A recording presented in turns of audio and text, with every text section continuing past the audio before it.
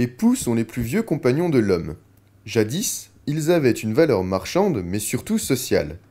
Vers 1850 et le développement des insecticides, cette vision disparaît.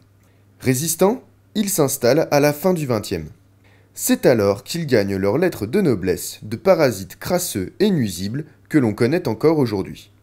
Les poux vont se transmettre d'une tête à une tête, ou bon, par contact, ou bien par un vêtement, un bonnet, un échange de bonnet, un échange... L'avantage du poux, je dirais par rapport à la puce, c'est que le poux, ça ne reste pas longtemps vivant. C'est-à-dire que s'il est, mettons, sur le siège de la voiture, en quelques heures, voire au maximum en 2 ou 3 jours, il va mourir. Auparavant, il y a eu des grandes épidémies de typhus qui étaient dues au poux. En fait, c'était surtout pendant les périodes de guerre, au moment aussi des grands rassemblements. En fait, c'est ça, la rentrée scolaire, c'est le rassemblement des enfants pour aller à l'école, et c'est à ce moment-là que ça se transmet.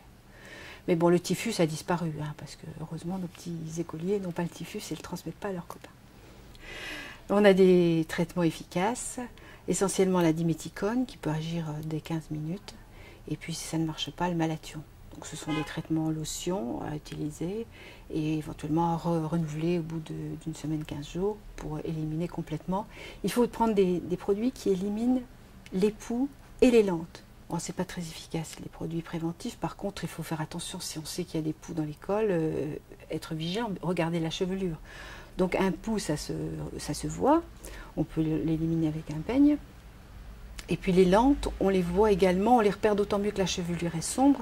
Ce sont des petits, donc le poupon, et ça fait une lente qui va à nouveau donner un poux.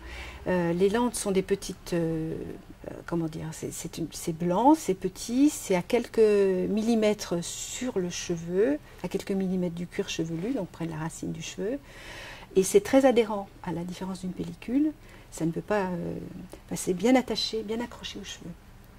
Donc il faut regarder si l'enfant a des lentes. Souvent c'est à la nuque qu'elles sont plus présentes. Bon, en regardant bien, en vérifiant, et puis s'il y a besoin, en faisant un traitement tout de suite, il n'y a pas lieu d'être ennuyé de ces poux. Mais malheureusement, il y a des enfants qui sont plus sensibles peut-être que d'autres.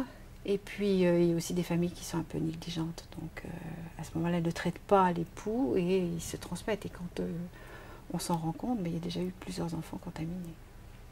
Autrefois, tout le monde avait beaucoup de poux. D'ailleurs, on a beaucoup d'expressions, chercher un poux dans la tête, enfin, des expressions françaises qui témoignent de ce passé où tout le monde, même le roi de France, avait des poux. Hein. Louis XI avait énormément de poux sous sa perruque.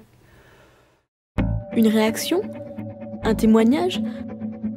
Commentez ce reportage sur dijonsanté.fr.